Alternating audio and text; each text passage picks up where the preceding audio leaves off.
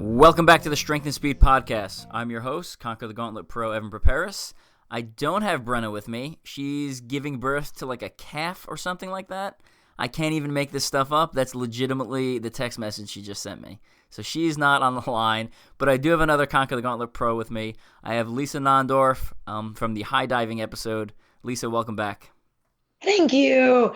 And I hope to God it's not Brenna actually giving birth to the calf. I'm hoping that she's helping get the calf. Yeah, I'm pretty sure she's helping get the calf, but with her farm life there, yeah. So that's awesome. And we've been trying to schedule this is like the fourth day in a row where we're trying to schedule it, and everyone's either sick or busy or again delivering small farm animals. So. Correct. Anyway, before we get to the show, we'll do a quick word from our sponsors. So this episode is brought to you by Elite Ops Energy Strips. If you've never had the Elite Ops Energy Strips, I would go check them out. You can pick them up at eliteopsenergy.com. We also have a code for them, CTG10, gets you 10% off every order. So as many times you want to order, you can use that code. And what they are basically Listerine strips that have 100 milligrams of caffeine. So it's like basically taking a shot of caffeine and then great for like a midday boost. Or I like to use them for pre-workout when I go my second workout of the day, when I typically do strength or obstacle training. And what I really like about them is, one, because they come in 100 milligram strips, you can basically just take that, and you can take it like literally as you walk into the gym. So it kind of hits you, and then you're good to go for the rest of your workout. And with 100 milligrams, you can take one, you can take two if you really want to, or you can even take three if you have a high caffeine tolerance and that's your thing. But yeah, I would advise against three, but I mean there are some popular pre-workout brands that have 300 milligrams of caffeine. Yeah, Doug lives by those, and don't tell him he can take three. Yeah, I could be around him if he had three. So great product, and especially useful because we're going to be talking about OCRmill 2.4 during this episode, and that involves staying up all night running on a treadmill. Oh yeah, it does.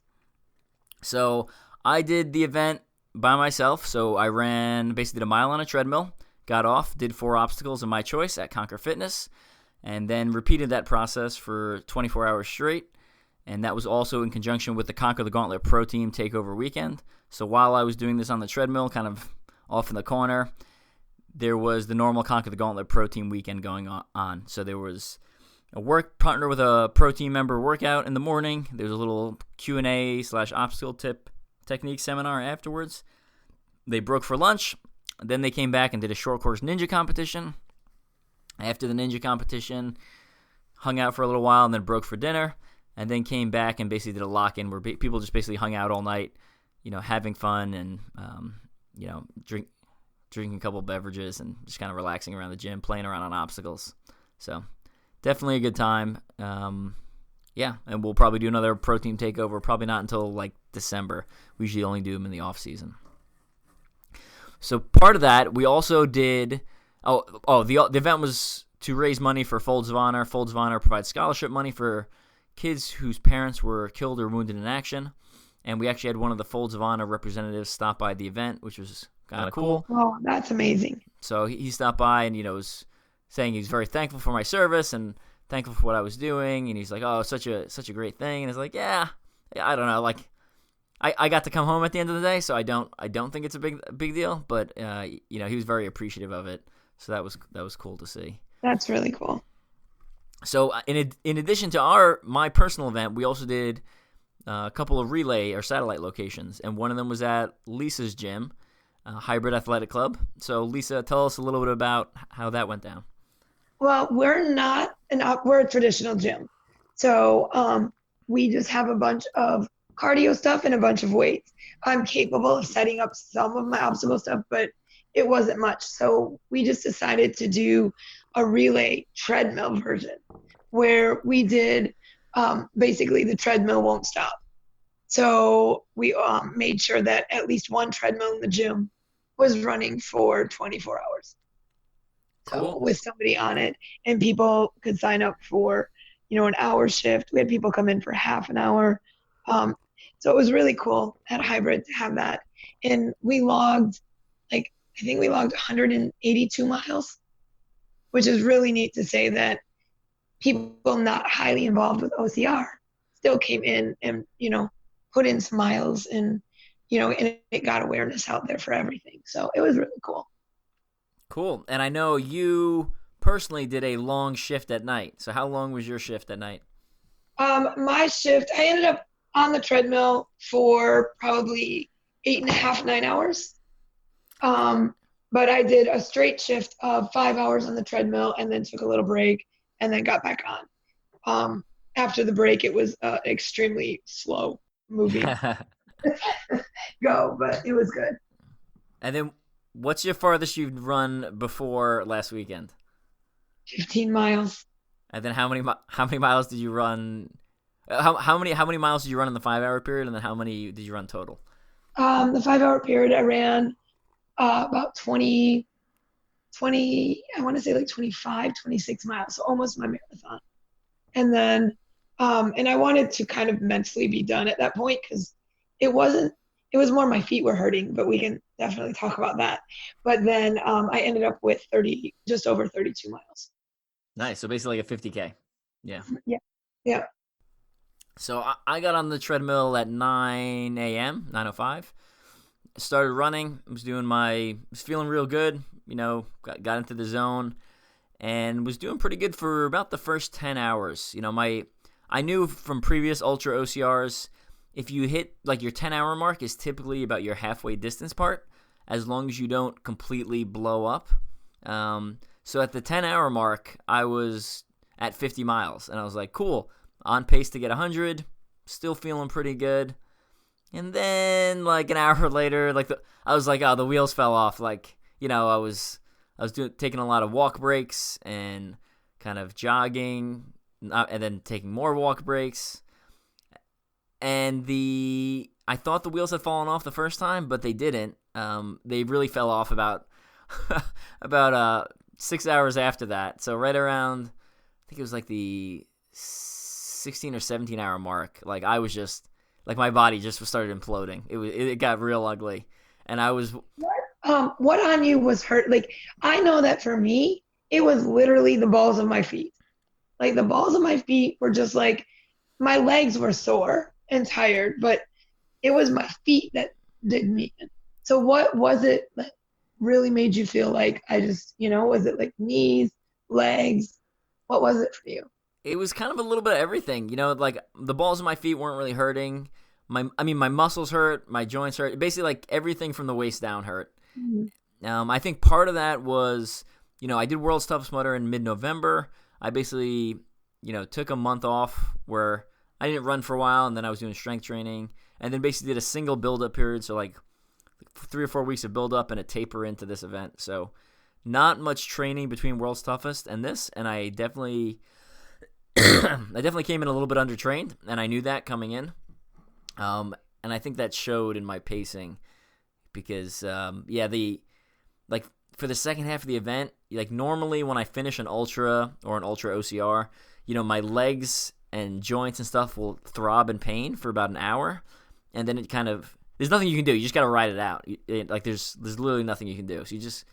But during the event, like my legs hurt like the event was over. Like I had that like throbbing pain, which is usually the adrenaline dulls that, and maybe the fact that it wasn't a race made them hurt a little bit more, because I think mentally you can override it if it's in the middle of a race and you have like a very specific goal you're pushing for, and there are people chasing you, or you're chasing other people. So that definitely played some role. Well, and I think like part of me was like, when I was running and I was thinking, lucky Evan gets to get off the treadmill every mile, because I think I made a comment to you in the middle of the night at one point, like when I did the 5 hours straight without coming off, I got off the treadmill and I said, if you've ever like, you know, the little walking escalators they have at the airport? Yeah. When you finally walk off it, it feels funny. I mean, I promise you, I almost fell on my face after 5 hours. Like, I was like, the floor didn't move when I got off. And I was like, whoa. Like, that was the weirdest feeling. And I was like, okay, so would it be better to come off every mile and then do, you know, get to walk on normal ground and then get back on? But then part of me is like, no, because it's that mentality of let me get back on, you know, like, oh, I don't know how you did that. I, Because I to think me, once I was off, I was like, and I'm off. Done. I think it was easier to get off because it provided a lot of short-term goals. So I'd be like, all right, in another 5 minutes or another 8 minutes or whatever, as I slowed, another 20 minutes, I can get off the treadmill for a couple seconds. So it kind of provided little short-term goals and breaks. And I mean, the harder part is when you're getting off, you're typically doing something fairly physical. So that's tiring out your upper body and your arms, and in some cases your legs with some of the balance obstacles. But Right. mentally, I found it easier. So I did last year. I did when I was prepping for my Endure the Gauntlet. I did a Dreadmill challenge, which was you had 48 hours, and you had to run 100 miles over the 48 hours, and you could break it up any way you want. So, and I found that one I found mentally worse than this one because it was just like it was just so much treadmill running. I don't know. Oh, I couldn't do 24 hours. My 5 hours was bad enough. And like I said, getting back on, like I did the same thing as you. It was like, and there goes my pace, you know. But also being new to anything overnight and anything long distance, my eating was horrible. So what did you eat throughout the whole thing? That would be my question. So I primarily fueled very similar to the way I do in ultra-ocr. Normally, ultra-ocr, I drink Perpetuum. It's a fat carb protein blend from Hammer Nutrition. And then I eat gels on course. And that's basically all I eat for the entire race. Because I was on a treadmill and not moving, I didn't have to worry about, carrying gels. So I basically had a bottle of Perpetuum on my treadmill. And then I had a bottle of Heed, which is their, essentially it's like their carb electrolyte blend drink. So very similar to the gels, but in a liquid form. And I basically drank those two things pretty much nonstop for 24 hours. The only solid food I ate was a scone that I had left over from breakfast. And I had my wife bring me a large coffee frappuccino for the caffeine and sugar. But other than that, no solid food, just liquid. So Nice. Okay. Yeah, I coached for 12 hours prior to the run. So we had a gymnastics meet. And so I was literally coaching from, I think we started at 10 a.m. and I didn't get off the floor until 9 p.m. good. Stand on your So feet all day. That's a great way to prep yeah, for an ultra. yeah, that's exactly it. So, and then I went straight to the gym from there. But I didn't eat very well in between there because you're coaching. So when I got there, and of course I got there and I was just like, I just need to get started, and didn't even think about the fact of, oh, I haven't eaten since like noon. Luckily, I was smart enough at the meet to know drink a lot of water, so I did drink a lot of water. But yeah, so I was very surprised. And I was very surprised that I didn't have to go to the bathroom more often, like that I was actually able to stay for 5 hours. And because I'm the worst person when it comes to having to go to the bathroom. It's like every 5 seconds. I gotta be. So, So did, but yeah, did you end up eating any solid food while you were on the treadmill?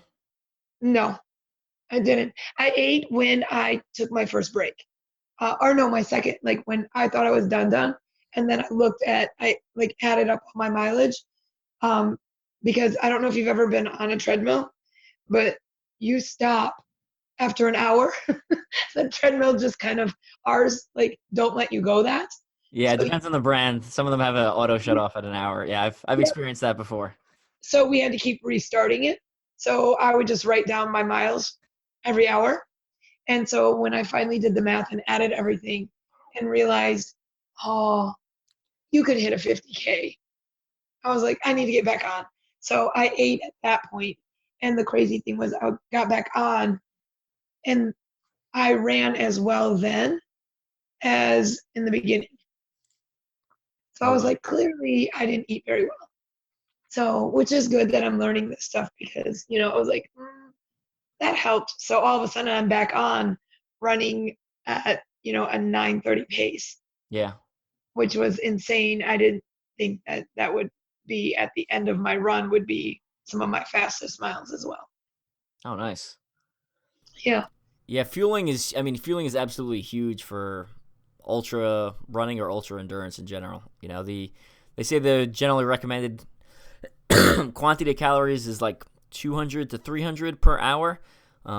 You're burning more than that, but you can't replace everything you're burning. So generally people's bodies absorb like 200 to 300 calories, which if you do the math, each gel is about 90 calories. So that's, 3 to 4 gels an hour. So which turns out to like one gel every 15 to 20 minutes, which is, I think most people would consider a lot. Yeah. So I know I don't need that type of fuel when I'm doing like a training run or something a little bit easier. But when I'm, running for toughest mudder for the 8 hours or, kind of pushing hard for I feel like I need that fuel. And I'll just pour fuel into the tank and I think it keeps me going pretty strong. So yeah, that's what I was talking to somebody about, and I said that's the one thing that I definitely will have to work on because the longest race I've ever done has been paddle frog, and so like to be out, and that's why I said that. And the only reason that I ran 15 miles was I got lost on course, so that's it. Like other than that, the only thing that it's been like a half marathon and that's it. So I've never had to fuel or anything like that in a race. So, because traditionally in a normal race, I maybe drink water, but I've never had electrolytes or anything like that. Yeah. So I'm still pretty new on that. So. Yeah, I wouldn't say it's like a completely different sport, but it definitely adds a layer of complexity to whatever sport you're doing as you kind of increase the endurance. Right. Like when you show up to, like a shorter race, even savages for me, like if I almost forget to eat or I can't eat because you're so nervous and you just can't eat, it's never been detrimental. Like I'll get hungry after about mile 4 or 5, but this was completely different. Yeah. Yeah. So when I did the Treadmill challenge, the 48-hour one, because I'm basically running nonstop and burning all these calories and, the Hammer Nutrition products, they're not the cheapest. I decided to all right, when I was doing the 48-hour one, I was like, all right, I'll just eat kind of whatever I want. And I found that when I was eating, like I was eating Oreos and Red Vines and stuff like that, and I had so much stomach problems, I couldn't believe it. My stomach was killing me all the time. So just kind of experimenting with that, it just confirmed the way I've been fueling for all my races, which is basically Hammer Nutrition and primarily a liquid fuel. So okay, that's cool. I'll have to try some new things because afterwards somebody asked me, would I ever consider running that many miles, actually doing a 50K? And I said, I don't know. I mean, I like the idea that I was capable of it, which I never thought I would be. But I said I won't do it on a treadmill. I'm going to say 99% sure I won't do it on a treadmill again. But I can't say 100% because that's when, you kick yourself and go, I told myself I was never going to do this again. But the treadmill, I think, added a whole different component because I'm spoiled here in the fact that I don't even run on road. So I am on trail probably 75% of all my running. So I literally went from running all trail to treadmill. I was like, oh, this is painful. So it's funny you say that because I did my first treadmill marathon in 2006 in Iraq on my birthday in the summer. And there was not very good air conditioning in our base. And I was just I was sweating so much. I barely went to the bathroom it took me 4.5 hours. and a couple of my guys came and like checked on me, and I was like, "Oh, thank God you're here. I need more water. I'm out of water." Right. So I get off that, and I was like, "That was a terrible idea. I am never doing that again. Absolutely never." Fast forward 5 years, I'm in Iraq again, and one of my friends, she's training for a marathon, and mostly on a treadmill, and she had like a 20-mile run. And she was complaining like how long it's gonna be, and I was like, "Oh well, I'll get on the treadmill next to you and pace you, no problem." I was like, "How long does it take you to do 20 miles?" And she said about 3 hours and 10 minutes, and I was like, "Well, that's my marathon pace, so let's do this again." So and one, the air conditioning was much better. My fueling was much better. I was in much better shape, and having someone next to you made it 100 times better. So I got off that, and I was like, I am never doing a treadmill marathon again. I said that again. And then fast forward, I did the treadmill thing, which you could say counts or doesn't count, depending on how you look at it. Right. And then I did this. It counts. That counts. Yeah. So then I did this. So that's 3 times I've said I'm never doing this again, and I keep breaking my own promises. Yeah, that's why I said never say 100%, because that's when you're like, damn it. But I will say that, yes, having somebody running next to you helped. I had a friend of mine, Joe Calder, and he lives in Iowa, and he came out and he ran next to me the entire time. He got to run. I taught like a charity boot camp in the morning, so people can come in, and I taught boot camp. So yeah, taught a class after the run. Didn't sit down to teach, which was impressive. But and so they finished up the run, and he got to spend a little bit longer on the treadmill. So he ended up getting 40 miles in. Oh wow! Yeah. So his nutrition is much better than mine, because I would see him going and like taking gels and all that stuff, and I'm just gonna keep drinking my water. So, but yeah, he got 40 in, so I was super impressed. But it helped having him like right there, and I think being able to text you too, throughout the night and be like, okay, why do my feet feel like they're gonna fall off? Like, Yeah. So that was good. So. Yeah, it definitely gave me more mental strength knowing there were other people in other locations suffering at the same time as I was. Exactly. It really did. Like, it helped. I texted you. I texted Helene. So, and then other than that, I had my Well, my dad stayed with me all night. Basically, he wrote down every time I got off the treadmill. He literally sat by the treadmill all night and wrote down every time I got off and what obstacles I did. So I have a list of every single obstacle I did. Insane. Yeah, I couldn't believe it. And then I had Daniel Leonard, who paced me a lot during Endure the Gauntlet, who we had on this podcast on the episode where it was like me, Nathan, Brenna, HB, and Daniel. Oh my God. And he is like a riot. So, I loved having him by. He keeps my spirits high. He did a lot of, like I said, he did a lot of my pacing for Endure the Gauntlet, and he was just so much fun to have around there. So definitely a huge shout out to him, because I wouldn't say I couldn't do it without him, but I would not want to do something like this without him, because he was that much fun. Yeah, it's really cool to have your friends around that, support and help you. I think that's really important. So, but here's my big question. So when you did Endure the Gauntlet, we learned that you could do 50 walls. How many walls did you do this time? Well, because I did 50 at Endure the Gauntlet, I wanted more, clearly. So I ended up doing 53. Yes. And I did not, at Endure the Gauntlet, I basically went to, go over the 51st wall, and, I bent my legs, and, I couldn't jump the 6 inches to grab the top of the wall. My body just, was like, no, you're not doing this. You've been denied. I did not hit that point in this. I felt like I was getting really close. When I went over those, 51, 52, 53, I felt like I was really close to that. But I was not completely at that point, and I figured better to just break it a little bit than really push myself. And right. So I did look at the wall and been like, I could have done one more. I chose that too. Yeah. So I did 53 walls. I crossed Stairway to Heaven 17 times. Oh my God. I did 17 rig crossings, which are, there was one that was there was in the middle of the gym that was kind of hard. It was with a lot of atomic holds. I think I did that one 4 times. I did there was one that was all rings, but it involved making a turn. So that's kind of awkward. So I did that one probably 3 times. I did the one outside, which is like the normal CTG Tarzan swing. Again, with atomic holds, probably another 4 times. And then there was another one that was basically all rings outside. I did that for a bunch of them. So those are my... How did your hands fare this time? Say again?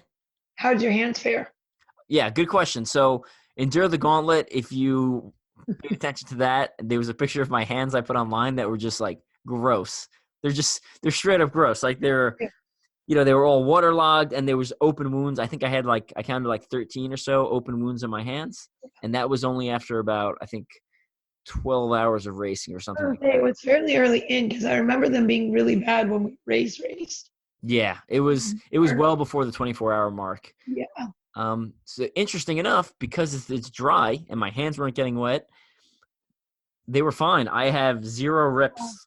I didn't rip any calluses. I did get like 1 blood blister that formed below a callus, but it doesn't hurt. And then other than that, my hands were just real tender, like from grabbing things, Stairway to Heaven and rig holds and stuff like that. They were just a little tender to the touch, but yeah, the water makes a huge difference, clearly. So that's crazy. Yeah, because I was thinking that when we got off, I was like, okay, the lower half of my body is sore and tired, but the upper half still feels great. So I said, poor Heaven's probably laid out on the floor, not knowing which end of his body hurts more, like the lower half or the upper half. Yeah, absolutely. Yeah, so that's pretty cool. And, then towards the end, what was nice about this was because all the obstacles are right there, as my body started deteriorating, I started doing more easy obstacles towards the second half of the race. So I still felt, unlike, Endure the Gauntlet, you're faced with the obstacles that are in front of you, and you don't have a choice. Like when you say you chose wrong, yeah, that might be because Tulsa's course was ridiculously hard. Stupid. It was the hardest CDG course I've ever seen. It was completely absurd. The crank it up, it was like preposterously heavy. Yeah. It was hot. It was the roughest terrain we've had. It was the hardest or the second hardest rig we've ever had. That hill, though, it was a great view. Like, you're like, oh, I'm going to go climb that up there. That'll be fun. Like one hill in Oklahoma. What? So, but yeah, it was insane. And then you couldn't help but get wet. Yes. Because, you had Pegatron over water. Right. You had the rig that was ridiculously hard over water. So, yeah. There's a lake swim. There's a small pond swim in the middle of it. So, I'd say the other thing I kind of wasn't expecting for this was, I was like, flat treadmill, I should be able to get really high mileage. But I think normal ultra OCR, I end up walking a lot of the uphills and then jogging the flats and downhills. And the fact that there was no uphills and no flats meant I did very little walking until I absolutely needed to. So I probably could have planned that out a little bit better. But then the other problem is, right, like every foot strike it's like hitting the same exact point on your muscles, right? Like it's hitting the same part of your quad and the same part of your hamstring and the same part of your calf, right? Because every foot strike is the same versus, at least if you're going up and downhill, sometimes it's more hamstrings focused, sometimes more quad focused. So I think that just repetitive motion of the same exact foot strike just decimated my body a lot quicker than I was expecting. Well, and I'm a downhill runner. I love running downhill. And I'm like, the one thing you took away was my ability to run downhill. So, yeah, for me, everything was just kind of, because I did set it on an incline for a little while just to break up that repetitiveness, just so that I was like, okay, I know that uphill's going to hurt, but at least it's not the same stride. It's not the same everything over and over again. So.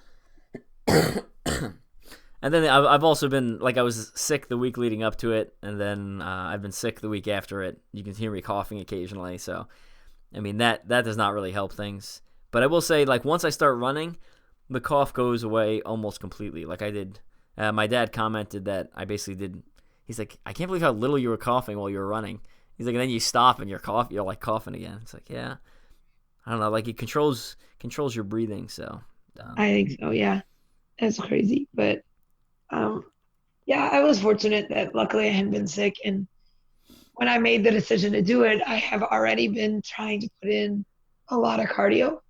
And so I was really surprised at how quickly I actually recovered. You know, let's see, by Sunday night, I was like, my legs were tired. But if there was a bear chasing me, I would be able to run without like going, oh my God, you know? So, but luckily there were no bears chasing me around, so I did not have to run. But by Monday, I was back to running outside. I'm not getting on a treadmill anytime soon. So I was back to running outside and biking. But I've been doing a lot of biking lately. So just trying to get my legs a little bit more used to putting in some miles. I was not doing as well. I was walking very, very like. I mean, I had trouble like getting out of cars and standing up. Like my right leg wouldn't bend, so I was kind of like just dragging it, like I had a wooden leg type thing. Yeah. That was Sunday. Monday, not much different. I was like slowly walking through the office, and people are like, "What's wrong with you?" And I was like, "I ran 85 miles on a treadmill this weekend." Yeah. What is wrong with you? Like that makes a whole different sentence after that. Yeah. So I usually don't tell people before I do these things. It's just like, I view my work life and my obstacle course race life separate. So I don't, unless people need to know, like unless I'm taking off from work, I typically don't tell them what I'm doing on the weekends. I'm just like, like, oh, what'd you do this weekend? I was like, I ran 8 hours through the night. And they're like, what? Or, this one, a lot of people ask me because I was visibly not doing well on Monday. Tuesday I was moving slowly, but a little bit better, and then by Wednesday I was walking normally enough where people were not asking me questions. So, right. Well, I heard your daughter was super supportive though. yeah. She was laughing. We get out of the car and she's like, "Dad is walking like an old man," and I was like, "Oh." She's laughing at me. She's like, "Come on, Dad, I move faster." It's like, you move faster. So. That's so amazing. She's such a great kid. Here's the funny part. Was she went to the doctor yesterday or 2 days ago and got 2 shots in her legs. Oh no. Yesterday she was walking like an old woman. So I was making fun of her and she's like, my legs hurt, I was like, so I was like, haha. Payback. I didn't have to wait long for revenge. So. Yeah. She probably didn't find that funny though. She did not find that funny. She was not. No. Yeah. That's amazing. So, what do you think you might do for your next one? I'm gonna keep that close hold. So I have 2 ideas left. I'm not sure if I'm gonna do one, both, or neither. We're gonna kind of see how the next year plays out. But that was my big ultra OCR event for 2019. So I'm just gonna go around. I'm gonna do my normal races for 2019. So I'll be doing CTG Continuum and Toughest Mudder still, and World's Toughest Mudder. So that's kind of my plan for 2019. But as far as outside the box, crazy ultra OCR charity fundraiser thing, that's it for 2019. And I spitballed some of the ideas past Daniel Leonard and some of my other friends to make sure they're crazy enough. How do you right? So like, what's funny is when the deeper you get into endurance sports, like your baseline and your view of what's normal and what's hard starts shifting. So like, I don't even understand some of these things. Sometimes when I say an idea, if it even sounds crazy, like I have to run it past someone who is normal. Be like, does this sound like it is terrible? And they're like, yeah, that sounds awful. Like that's what I did with the OCRmill. And then they were like, I was like, okay, cool. That's kind of the appropriate reaction I was expecting. Right. Normal people look at you and go, what is wrong with you? Have you lost your mind? Like, oh, that's good then. Yeah, that's what you need to for the next event. So Yeah, we'll see if I do the next ones or not, and just kind of play it by ear. So Well, and the CTG Continuum is new. it is, yeah. Right? So can you run Elite and do Continuum, or you have to choose one or the other? So you can do both. You can do Elite into Continuum. So theoretically, you could, win $300 in the Elite if you win the race, and then you could win $100 in Continuum. So, Wow. But I will say, I think we've said this on the podcast before. I think it's possible. It's more likely that a woman would be able to pull that off than a guy. Specifically, especially if someone, because you got to run fast to win. Not that you don't have to run fast for the women, but the field's usually a little bit deeper. Yeah. And then I was planning on a lot of them. I'm just going to be running Continuum, so I'm not going to try to do well in Elite. I'm just going to shoot for Continuum. So my pacing will be much better versus someone who red lines on their first lap. You'll quickly find out that that's the reason people pace themselves, because you'll finish that first lap and not want to go back out for more. In Continuum, if you can't complete an obstacle, what happens? It's 15 some sort of calisthenic and then another 15 of a different calisthenic. I can't remember what they are off the top of my head. They're not burpees, but it's some other exercise. But yeah, and it's only for 4 obstacles. It's cliffhanger, which is the monkey bars, stairway to heaven, the rig or Tarzan swing, and Pegatron.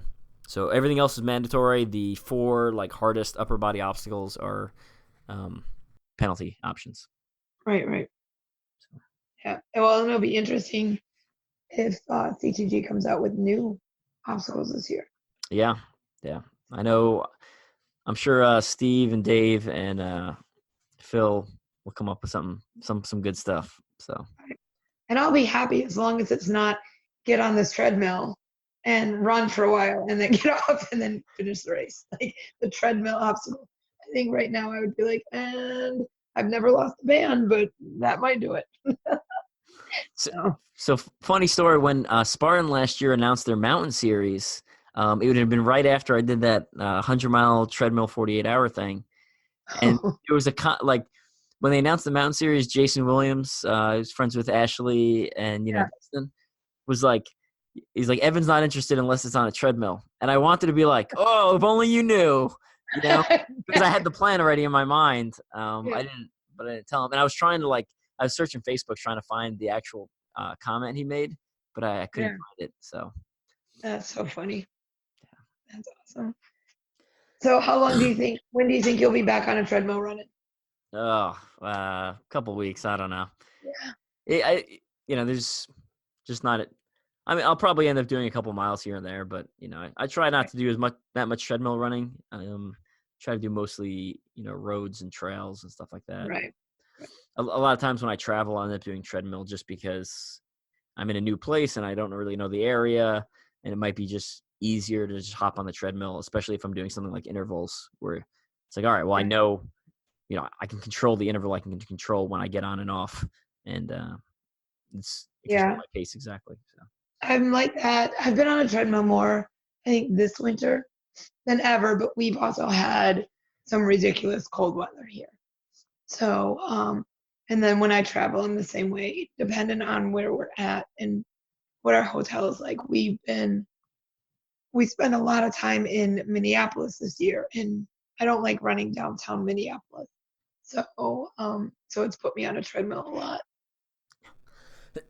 Minneapolis, when I went out for the Hammer race, it snowed in April, and they canceled the race, or they canceled the elite wave of the race, so I didn't do it. And then when I went back to the Hammer race in October, it snowed again on the way out. I couldn't believe it. I was like, what is with this place? So, yeah. And then winter here has been a bit insane. We're snowing again. Yeah. So, yeah. All right.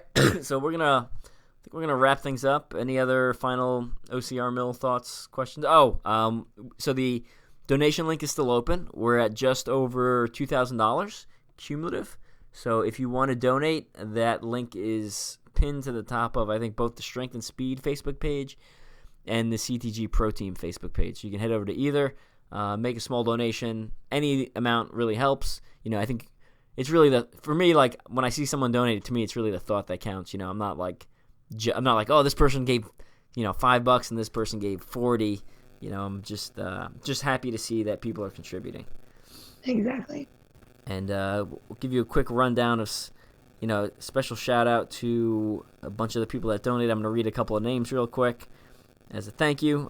So Lee Stowell, Scott Wierzecki, Kerry Stone, Lisa Golding, Joseph Carter, Chris Gallagher, Jeff DeWitt, Mary Opitz, Lisa Nondorf, Daniel Leonard, Eileen Dumay, and the people at Otherworld OCR. That's a cumulative donation from them.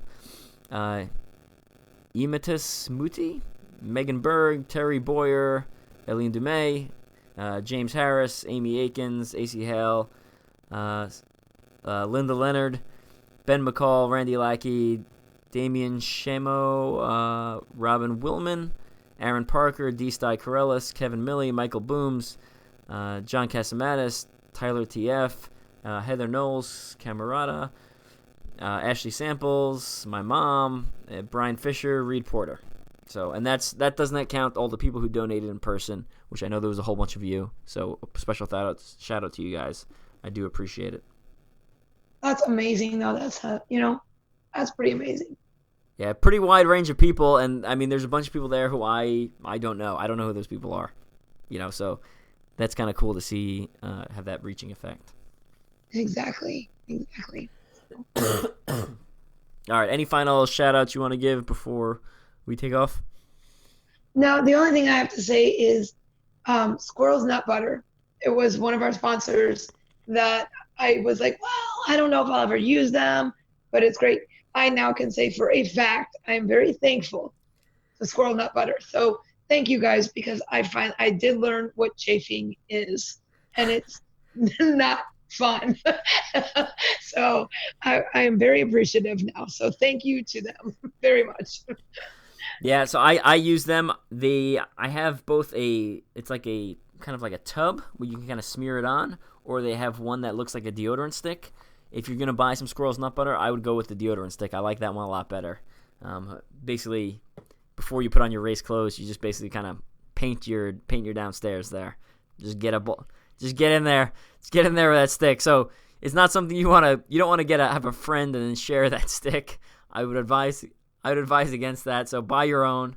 The tub, but I do recommend buying it. Yeah, the tub, I feel like I don't get as much actual nut butter on my fingers. So I like the stick better. Conversation never thought would be happening. Yeah. I'm having it now. And I'm saying, don't wait. Like, you need to buy that stuff.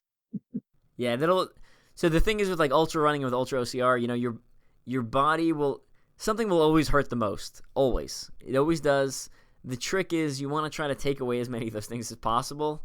So you're on, so you get rid of chafing, you get rid of, gastrointestinal problems, with proper fueling, get rid of, I actually ended up getting chafing on my lats because I was running shirtless and my arms I was swinging my arms and, so I ended up putting a bunch of the nut butter on my lats there, and then I ended up putting a shirt on eventually. So, right. But yeah, you want to get rid of as many problems as you can. Blisters on your feet, all that stuff, by wearing the appropriate shoes, throwing on some pair of mud gear socks. Especially if you're doing rope climbs, you don't want any leg burns or anything like that. So exactly. And then you can focus on the actual problems, like why am I running so far, and why do my legs hurt so much? Why is this treadmill still going? Yeah. And I did have a couple of plans for if the treadmill broke. Depending on if it was daytime, we were going to go physically buy a new one and bring it in. So that would have been interesting. And my other plan was basically to switch to running a mile repeat outside, basically.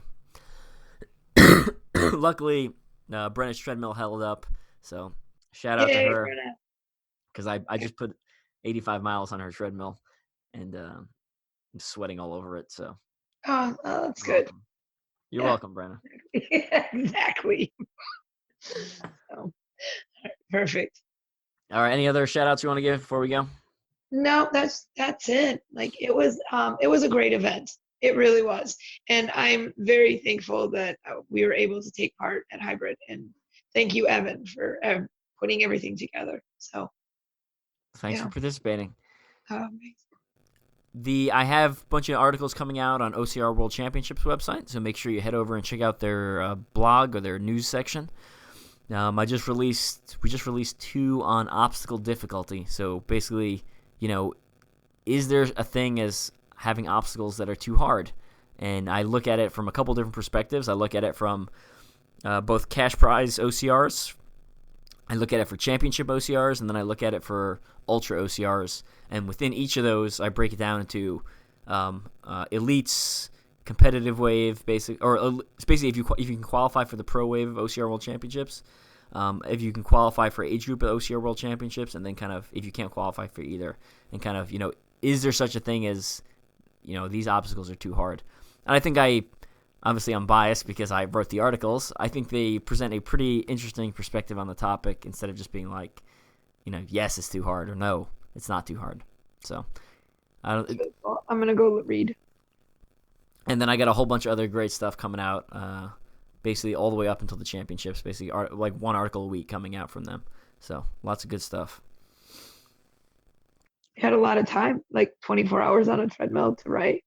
I write them. I write them when I go on business trips. A lot of times on planes, and then I front load a lot of the work, and then spread it out over a couple weeks. So check those out. Muttering Guys Ultra OCR Bible also for sale. I'm down to I think 1 box of books left, so don't wait to buy it because eventually it will sell out, and then I'm not reordering them because that's a lot of money up front. So pick those up. Bleg mitts, same thing. We will eventually sell out of Bleg mitts, probably before World's Toughest. So if you want Bleg mitts, I would order them sooner rather than later. And then the last shout out for Conquering the Gauntlet. If you're preparing for the Conquer the Gauntlet series events, I wrote a book called Conquering the Gauntlet. It's specifically for CTG. Great for kind of all levels. It has a little more of a template versus specific workouts, but what it does do is goes down by obstacle and gives you specific tips for each obstacle and how to prepare and get better for each obstacle. And I wrote it put the final touches on it after CTG Wichita, which had a couple of the super hard rigs, right, with like the floating boards and the rope. So a lot of current up-to-date information that is very relevant to probably what we will be facing in 2019. So check that out. All right, Lisa, thanks for joining me. We are going to switch over and talk to Helene a little bit about OCRmill at Otherworld OCR. All right, we are now joined by Helene Dumais, who we've had on the podcast before. Yeah, we've had on the podcast before. She's an ultra-endurance athlete and one of the managers or the only manager, I guess, at Otherworld OCR, which is the OCR gym in Frederick, Maryland, with the double-wide platinum rig. Awesome facility. And they recently held the relay of OCRmill 2-4. So, Helene, welcome. Cool. So, I guess take us through how the event went at your location. So overall, it went pretty well. We decided to do it 24-hour nonstop relaying, and we have 4 treadmills. So I thought, let's open it. The more people, the better it is. So pretty much the 3 or 4 treadmill was always in action, except of course through the night it's quieter. Member from the gym showed up. Most of them, which is cool. They just end up bringing the family. I guess it runs in the family, but father, 2 sons, father, yes, daughter-in-law. Anyway, so they were kind of different heat, but they were working as a team, kind of cheering up on each other's. So we did the same as you did, meaning 1 mile run followed by 4 obstacles. I had it listed down on a piece of paper, and people could track which obstacle they end up doing. And that's it. So overall, 20 athletes end up participating. We covered as a whole 200 miles, and I can't remember how many obstacles, but you do the math. Yeah. Cool. That's impressive. Were people really pushing themselves, or were they, what obstacles were people doing in between each mile? No, yeah, people, everybody, because I know them as gym member, and they all kind of push just a little bit further what they usually do, which is great. I think this event, of course, the focus is for the charity, but at the same time, it's a good opportunity to train to simulate a race. So people really jumped into that opportunity. They were pushing themselves, some of them trying to really check all the obstacles on the list we have, and not do the same over and over and over neither. Of course, as people would progress in their time slot, maybe some obstacle were they were getting tired with some grip obstacle, and so they would go for some easier one, lighter one. So I definitely know how that is. right? You went hard. How many Stairway to Heaven you did? 17. Yeah. So that's yeah. My hands were a little tender afterwards. So I bet. So were most people doing an hour, or did they choose to go longer? So averaging people 2 hour, 3 hour. That was something common. And that's still real impressive. That's still a lot of time on a treadmill. Yeah. Some people didn't expect that. I'm like, you sure you want to do 3 hours? Like, yeah. I'm like, you sure? And then it was an hour and a half in, like, whoa, okay, now I know what I'm into. So on my side, as I was monitoring and the whole event, so I took all the open slot.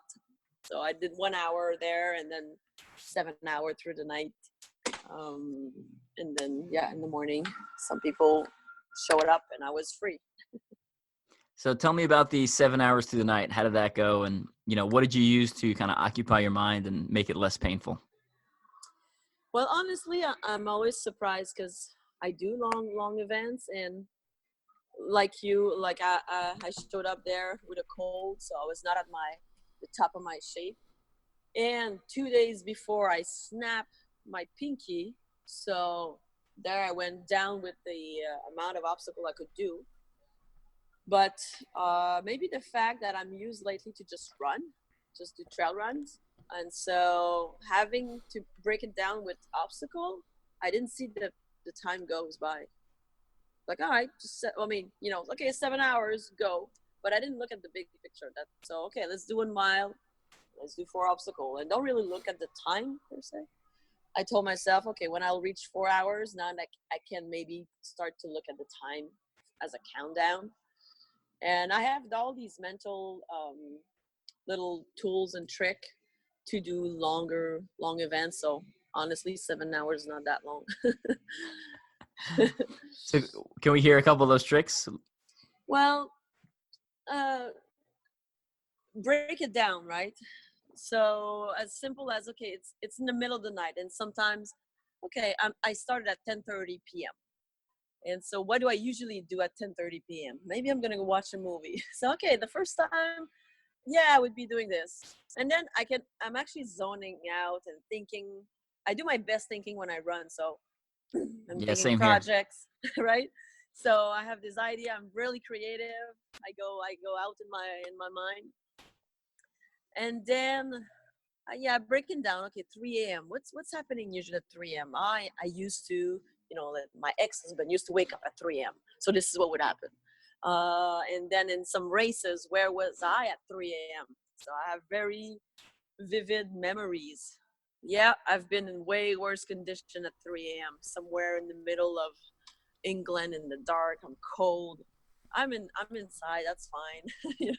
So I use that at that past experience, and telling myself, I've been in way more extreme condition. It was colder. I was more tired. I didn't have food, and so it makes what you're doing in the moment much more easier, doable. Yeah, I love that. I love that answer, because I do the same thing as far as you compare it to previous experiences. And while it may be worse on one front, it's usually not worse on all fronts, right? Like, the boredom was bad, but, at least I wasn't freezing like I was at World's Toughest Mudder, or, at least I wasn't wet all the time like I was at World's Toughest Mudder, or at least I wasn't I didn't have as much time left as Endure the Gauntlet, like my 48-hour one. So, yeah, absolutely use the same thing. Yeah. And then when you have like a more tangible, let's say I knew at 5:30, Rick would come and relay me. So, okay, he's probably going to get, at 5:15 here. And then, sometimes when you're out there, it's the sun. Okay, the sun is at 7:15. So I'm going to see some light at 6:45. And then you break it down. Okay, after that lap, I'm going to eat this. And here, let's say my obstacle treat was actually, because of my cold, the air was dry in the gym and I had a hard time. It was painful for my throat. And so we had tire flip outside and it was raining that night. So that was my favorite obstacle. And so I would treat myself. Okay, every 3-4 laps, I get to do those tire flip because I'm in the rain outside and I can just breathe this humidity. It feels good. So sometimes also to break it down where you give yourself some treat, every odd number, I would do a very easy balance circuit. It's so easy. Okay. An easy obstacle. So I would wait at least every second lap to do that one, not overdoing it, because then when you're actually going to need it for real at the end, you're not, you can actually use it. Yeah, absolutely. Another great point, breaking it down into manageable chunks and using micro goals. I absolutely do the same thing. I was looking forward to certain people showing up, or like, all right, or certain people. It's like the gym was crowded at one point, and I kind of like being by myself sometimes when I run. So at one point, I was actually looking forward to everyone leaving, just so I could kind of like get in my own zone. And then after they were gone for a while, I was like, all right, now I want people back again. So I put that was like my next goal on the calendar to, wait for everyone to come back, and then having my wife and daughter come back. And, I had them bring me some snacks sometimes. Like, I think my treat was Starbucks Frappuccino because I was getting a little hot. So a little bit of caffeine and sugar in there. So, yeah. Well, it sounds like I'm alike as well for, there was a lot of action, a lot of people, and at some point, okay, I'll be happy when everybody's going to leave and I'm just going to be doing my own thing. But then, okay, now at the end, I'm looking forward that someone shows up. Awesome. Well, it sounds like you guys had a great event. It sounds like you had a good time. Yeah, thank you for sharing that. And I think people really like it. We're gonna do a repeat next year. Oh, nice. And have it bigger. Yeah. I will not personally be doing a repeat. I could be talked into doing a relay, but there you go. by myself, hard pass. So I feel like I checked that block pretty good. Yeah. Now, before we let you go, I know there's some pretty awesome Ultra OCR news that just came out. So why don't you share some of that with us? Yeah. So I invite everybody to look at this new event. It's the Platinum Rig Team Championship. So people know Platinum Rig. They do those beautiful rig we see in races. And so they just created a 24-hour event, which is going to be on the track. So teams of 4. Now there's big prize money. So if you want to compete for the money, like $10,000 plus in price. So it has to be a team of 4, minimum of 1 woman per team. And so it's on a track, like 800-meter long, just obstacle after obstacle. Throughout the 24 hours, obstacle will open, close, change. So, you're not going to be bored. So it's really going to be interactive, if I may say. And the cool thing also is that obstacles are mandatory. So now it's not designed like super crazy, meta-human hard. So anybody that is into OCR are okay to go compete. So it's doable. We know that it's 24 hours. So you cannot just go through a rig for 24 hours. No. So mandatory, but if let's say you're I don't know 15 hours in and you're kind of get stuck to an obstacle they just opened and it's not your strength, you can like run back, so go backward on the track. So you have to do the obstacle you just did and go back to the relay zone and relay with a teammate, and then your teammate's going to go back. So in that sense, it's mandatory. So you cannot skip. There's no penalty. So I really like that new concept. And it's a qualifier for OCR World Championship and NORAM as well. Yeah, that was just announced like 24 hours ago. That's like hot off the press stuff. Yeah. So platinumrigevents.com. Everybody check it out. I'm going to be there. I don't know. My team is not made yet, but I'm looking into that. Yeah. That sounds like an amazing event. You know, I'm super excited for it. I have not signed up yet, but I am very interested. I want to kind of see a little bit more what my schedule looks like this year before I 100% commit. But it's definitely going to be, it's end of October. It's like the 19th-ish, maybe. So definitely looking forward to, if I don't go, which I think I'm leaning towards going, is just kind of seeing how it turns out. I know this is very similar. So Toughest Extreme did a race in, I think, Sweden a couple years ago where it was very similar. It's like on a track relay format. So looks pretty cool. And I know the 24-hour relay I did for terrain race was just a ton of fun. Like it really adds a nice element to it. And, you know, with it being on a track, you know, you're not going to be covered in mud and wet and kind of miserable for the 24 hours. It's going to be kind of, you're going to have to rev up that engine, run through, and then kind of cool down and repeat. And it's going to present an interesting challenge for someone who's never done an ultra relay type event. So.